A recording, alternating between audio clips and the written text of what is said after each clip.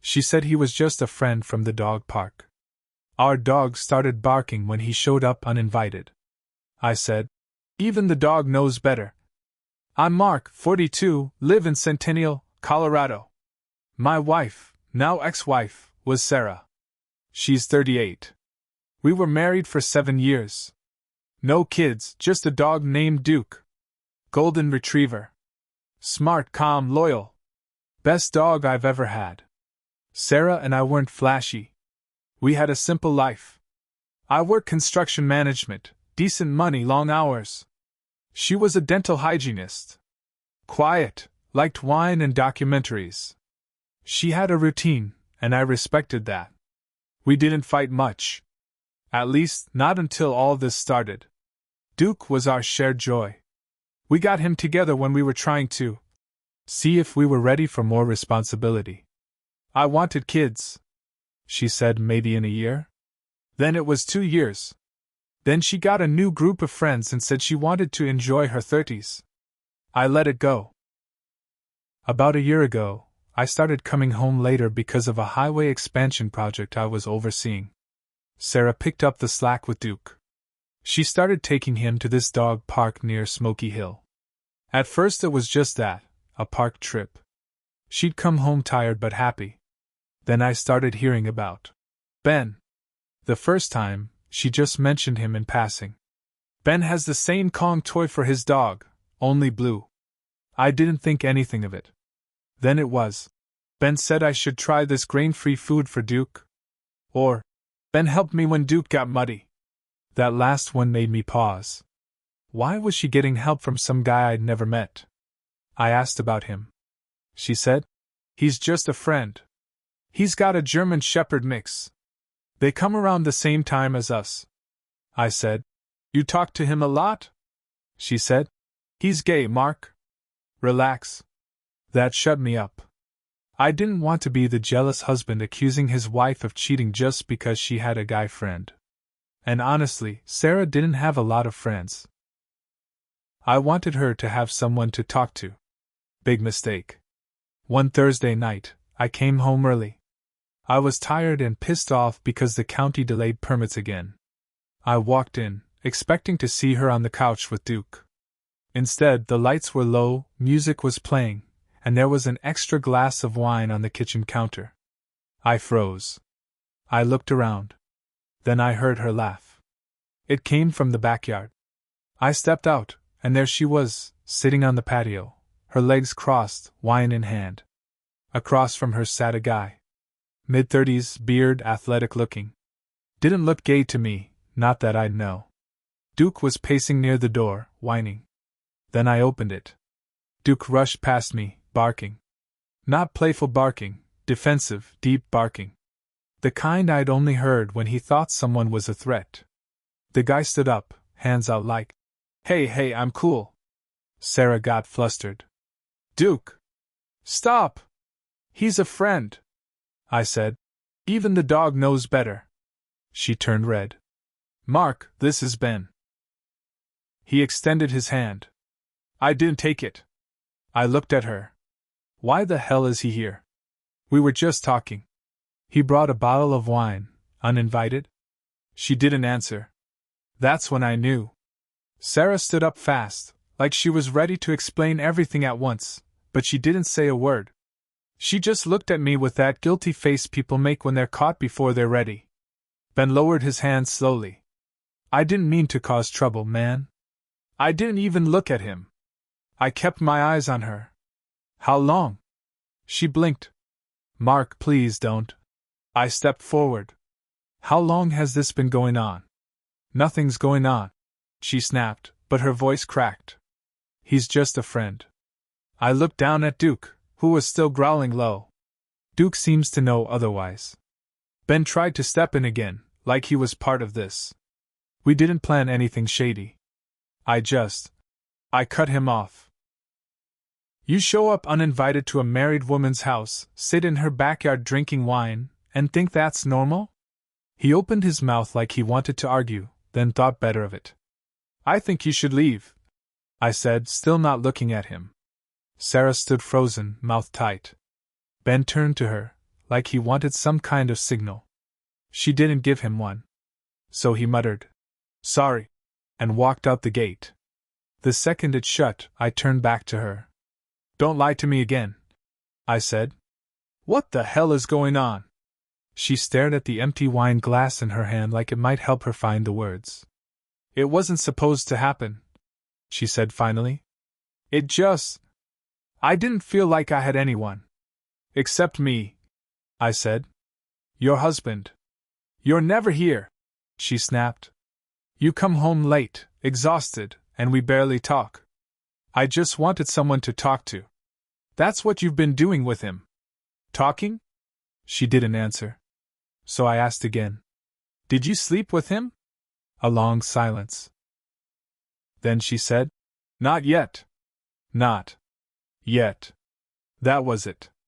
That was the moment something cracked in me. She wasn't sorry. She wasn't crying. She wasn't even trying to say she made a mistake. She was just standing there, admitting she was waiting for the right time to cheat. I left. I grabbed my keys, called Duke, and walked out. I didn't even know where I was going, but I couldn't stay there. I drove around until I ended up at my buddy Craig's place in Aurora. Told him everything. He handed me a beer and said I could crash there as long as I needed. I stayed there 3 nights. She texted a few times. Said she wanted to talk. I ignored it. Then on the 4th day, I came back to the house when I knew she'd be at work. I wasn't ready to face her yet, but I needed to grab clothes, my laptop, and some important papers. And that's when I saw something I wasn't supposed to. Her iPad was open on the kitchen counter. Still unlocked. I'm not proud of what I did. But I tapped into her messages. Ben's name was at the top. Dozens of texts. Some flirty. Some not. Some talking about me. One from last week. "He still doesn't know. I think he actually believes you when you say we're just friends, lol." Another. "I hate lying, but it's worth it." And one from the night I caught them. "If he finds out, I'll say you're gay like we planned." That hit me like a punch to the gut. They planned that. She lied to make me back off. She knew I wouldn't press if I thought he wasn't a threat. They were already messing around. I scrolled more. Photos. One of them at the park. Another of them in his apartment, both drinking wine. Her legs across his lap. I stood there in the kitchen, holding that iPad like it was a weapon. I didn't yell. I didn't break anything. I took screenshots. I emailed everything to myself. Then I put the iPad back exactly where I found it. Because now it wasn't just betrayal. It was revenge time. I started planning that night. First thing I did was talk to a lawyer. Not a friend of a friend or someone cheap off Google. I found someone solid who specialized in divorce and asset protection. Her name was Denise Russo. Straight shooter. No sugarcoating. When I showed her the texts and screenshots, her eyes didn't even blink. "You've got enough here to blow this wide open," she said. "What do I do first?" I asked. She leaned in. "Don't confront her yet. Don't move out permanently. We're going to set the stage." So I played it smart. I went home that weekend like nothing happened. I said I needed to talk, like maybe we could fix things. She softened immediately, like she'd been waiting for me to cave. "I miss you," she said, hugging me. "I want to work through this." I hugged her back. I didn't believe a word. She made pasta that night. We watched a movie. She even reached for my hand halfway through. I played along. Over the next week, I documented everything. Every interaction. Every time she got a text and smiled. Every time she left the room to take a call. I backed up phone logs, even checked our joint credit card statements. Found 3 charges I didn't recognize. $89 at a pet boutique, not our usual one. $63 at a wine bar. $174 for spa services. Not her regular place either.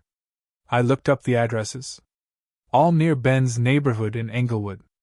I started connecting dots. This wasn't just some emotional affair. She was spending our money to treat him. That's when I realized I couldn't just divorce her.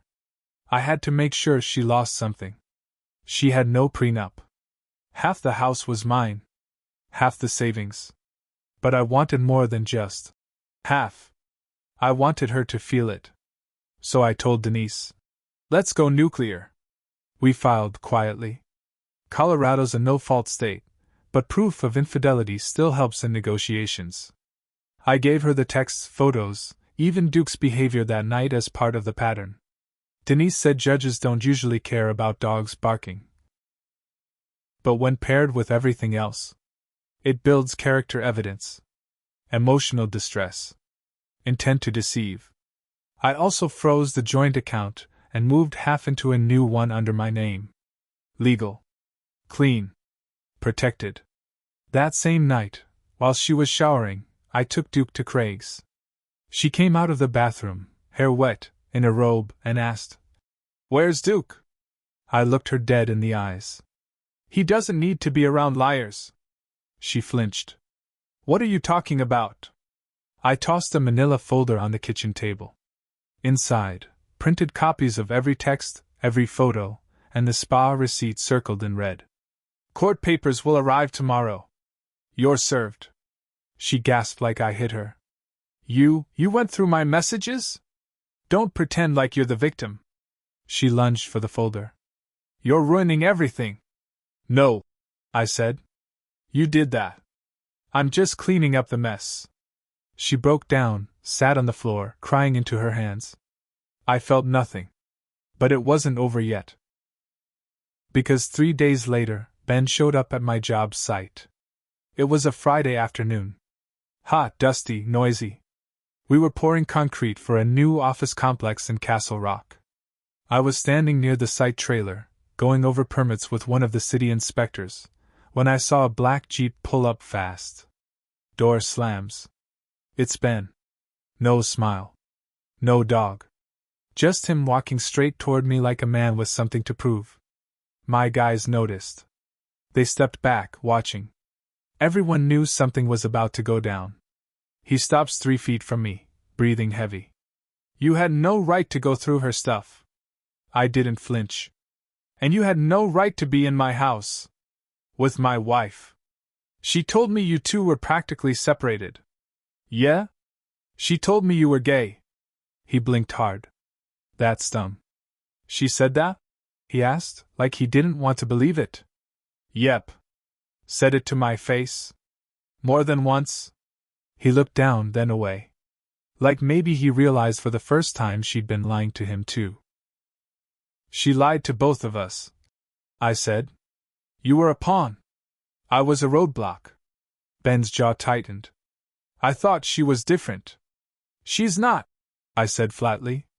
"She's just better at hiding it than most." He looked like he wanted to swing. Or maybe cry. Maybe both. But he didn't. He just walked back to his Jeep and peeled out. I thought that would be the end of it. It wasn't. That night, Sarah called me from a blocked number. I didn't pick up.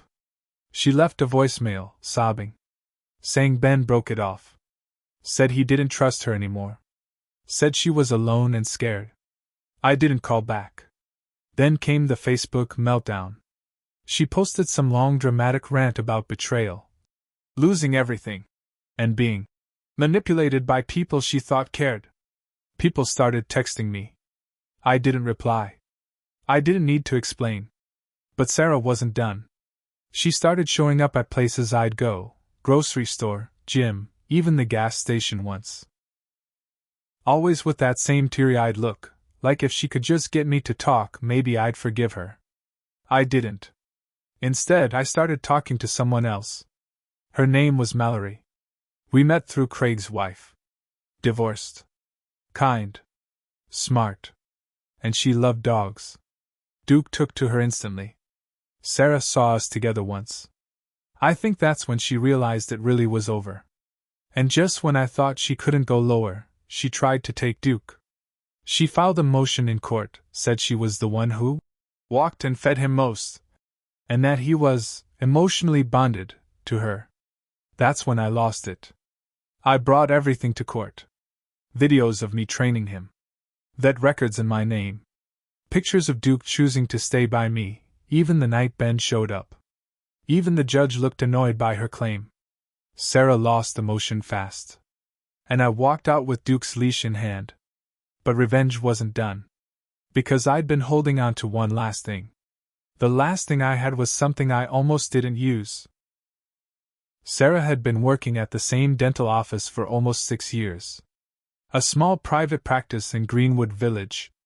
Her boss, Dr. Hensley, was the kind of guy who held team lunches and gave out Christmas bonuses. Real friendly type. She always said he was like a second father to her. Well, in those messages I found between her and Ben, there was one I hadn't told anyone about yet. I saved it because I didn't know what to do with it. It was from 2 months ago, and it said, "God, I can't stand that old man I work for. If patients knew how much of a sleaze he is behind the scenes, the office would burn." But I smile and nod. Easy paycheck. And Ben replied, "You could probably blackmail him into a raise, lol." She laughed. Don't tempt me. Now, I don't know if she actually did anything shady at work. But what I did know was that the same boss she claimed to respect was someone she clearly trashed behind his back. And worse, she joked about blackmail. I printed that conversation. No edits. No notes. Just printed it out and mailed it to Dr. Hensley's office, with a short note attached. Thought you should know what one of your longtime employees really thinks of you. Good luck. I didn't sign it. 2 weeks later, Craig called me and said, "You seen Sarah's Facebook?" I hadn't. I had her blocked. He laughed. She just posted about losing her job. Said she was betrayed by someone she trusted. Sounds like karma finally showed up. I didn't smile. I didn't laugh. I just looked down at Duke, who was laying by my feet, chewing one of his old toys, tail thumping. Good boy, I said. But it still wasn't over. Not completely. Because 3 months after the divorce was finalized, Sarah reached out again. This time, she didn't sound angry. Or crying. She just asked to meet for coffee. Said she had something to tell me. I almost said no. But something about the way she said it, calm, tired, made me curious. So I went. We met at a quiet place near Cherry Creek. She was thinner. Hair pulled back, no makeup. Just her and a plain cup of tea. She looked like someone who'd run out of lies. I deserved everything, she said, looking straight at me. You gave me more chances than I deserved. And I threw it all away. I didn't say anything. I let her talk. I just needed to say that. I've been in therapy. Trying to figure out why I blow up everything good in my life. I still didn't say anything. Then she looked at me and said, I'm glad you got the dog. I nodded. So am I. She stood up, said, Take care, Mark, and walked out. I never saw her again. But I wasn't done healing. Because the worst part about betrayal isn't the moment it happens. It's the quiet months after, when you realize how much you loved someone who never really loved you back. But those same months? They also teach you just how strong you really are. And Duke? He never barked at anyone else again. Things finally started to feel normal again. Mallory and I took things slow. We didn't rush into anything. She'd been through her own mess. Her ex drained their savings before disappearing to Nevada with some waitress. So we both understood the value of quiet, of healing. Duke loved her. He'd curl up next to her feet when she read, and he'd bark at the mailman like he was protecting a queen. It made me feel safe. Like we'd finally found the calm after the storm. Then I got a message I wasn't expecting.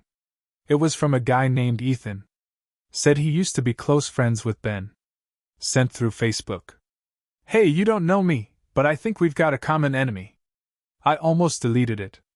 But curiosity got the better of me. I messaged back. Turns out Ethan and Ben were best friends since high school.